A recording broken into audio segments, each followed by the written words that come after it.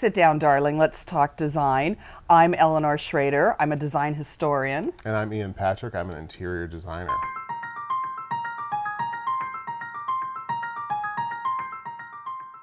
I love the symbolism in Gothic. There's a huge amount of symbolism. Every single piece of furniture, every single piece of architecture is meant to remind you of a greater power. Yes. None of it was done for your own benefit. None of it was done with any sort of selfish idea. It was all about perpetuating the idea of one religion, a single God to worship.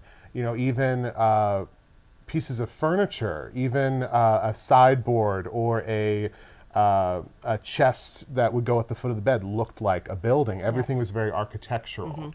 And we had the symbol of the praying hands. If you think about Gothic arched windows, they look like hands clasped in prayer. If you think about the height of the Gothic church, it draws your eye up to the heavens. It was the age of faith, and everything was meant to bring you back to a center. I kind of heard that those spires were really kind of a testosterone contest between the various cardinals in the cities that they were building them in. Well, they very well could have been a testosterone contest, because certainly those cardinals were getting up to something that wasn't reading the Bible.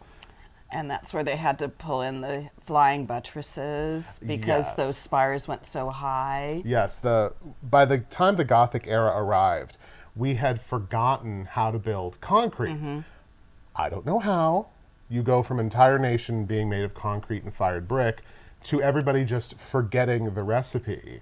One of my favorite stories is how when we were building Hagia Sophia, which was in Turkey, it collapsed twice because we didn't know how to build with concrete anymore. So we were killing thousands of people, and we just didn't have that recipe down. So these Gothic churches and cathedrals were built of masonry stone. We wanted to build them higher, but we really couldn't do that anymore because the technology wasn't there. So their butts flew. The butts flew. We brought in flying buttresses, which are these cantilevered supports that divert the weight that would be bearing down on a very tall building. Thanks for joining us for another edition of Sit Down, Darling, Let's Talk Design. I'm Ian Patrick. I'm Eleanor Schrader, and we look forward to seeing you next time.